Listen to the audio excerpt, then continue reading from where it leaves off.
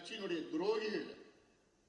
ஏன்னா நானும் சரி இதுவும் கடந்து போகும், இதுவும் கடந்து போகும். நானும் எவ்வளவு தாங்கிட்டு இருக்கிறேன், எவ்வளவு அவமானங்கள்ல பட்டிருக்கிறேன், எவ்வளவு அசிங்கப்பட்டு இருக்கிறேன், மன உளைச்சல், தூக்கம் இல்லாத நாட்கள். எதுக்கு நான் இவ்வளவு என் மனசுல சுமந்துட்டு இருக்கிறேன்? ஏன்? உங்களுக்காகத்தான், இந்த கட்சிக்காகத்தான், இந்த சமுதாயத்திற்காகத்தான். இவ்வளவு காலமா நானும் சரி இதுவும் கடந்து போகும், அமைதியா நம்ம மாட்டு வேலையை பார்த்துட்டு போலாம். ஆனாலும் இன்னைக்கு ஐயா என்ன மாதிரி மனநிலை வந்துட்டாரு, என்ன மாதிரி மனநிலையை கொண்டு வந்துட்டாங்க பாத்தீங்க இந்த துரோகிகள். இந்த துரோகிகளை ஒரு பொழுதும் நான் மன்னிக்க போவது கிடையாது, ஒரு பொழுதும் நான் மன்னிக்க போவது கிடையாது. நானும் சொன்னாங்கல்ல, பார்த்துட்டு தான் இருக்கிறாரு, பார்த்துட்டு தான் இருக்கிறேன், என்ன நடக்குமோ நடக்கும். ஒரு 3 மாசத்துல எவன் ஜெயிலுக்கு போறான்னு பார்த்துட்டு தான் எனக்கு போறேன்.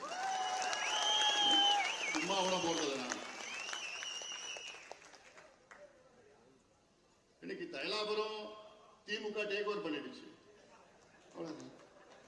அதான் உண்மை நிலவரம்.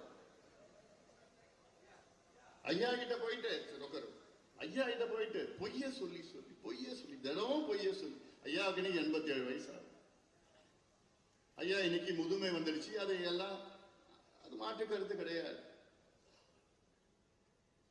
ஐயா நான் அன்னைக்கே சொன்னேன், இதே மேடையில சொன்னேன், ஐயா ஒரு குழந்தை மாதிரி ஆயிட்டாரு, என்ன நடக்குதுன்னு தெரியல, சுத்தி இருக்கிறது எதுவும் தெரியல.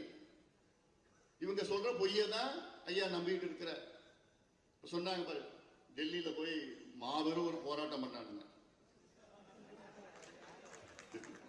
மொத்தமா ஒரு 30 பேர் இருந்தானுங்க. ஐயா எவ்வளவு பேர் நம்ம சொல்லியிருக்கிறாங்க? 3000 பேர் சொல்லியிருக்கிறாங்க. 3000 பேர் டெல்லியில போய் போராடணும். ஐயா அப்படியா, சூப்பர், நான் நம்பிட்டு இருக்கிறேன். ஐயா தர்மபுரியில நம்முடைய அந்த 100வது நாள் நிகழ்ச்சி நடந்தது இல்ல, அந்த நிகழ்ச்சியில ஐயா கிட்ட போயிட்டு, ஐயா அங்க கூட்டமே இல்லையா, வெறும் 500 பேர் தான். இதுதான் நான் சும்மா சொல்றது, உண்மையா. இது ஒரு முக்கியமான நபர்கிட்ட ஐயாவே பேசியிருக்கிறார். அங்க என்ன ஒரு 500 பேர் தான் இருந்தாங்களா, அங்க 25,000 பேர் வந்தாங்க. இப்படி தொடர்ந்து ஐயா கிட்ட திண்டிவனத்துல நான் அந்த நடைபயணம் நிகழ்ச்சியெல்லாம் போறப்போ ஐயா கிட்ட என்ன சொல்லியிருக்கிறாங்கன்னா, ஐயா அங்க வெறும் 500 பேர் தான் இருந்தாங்க.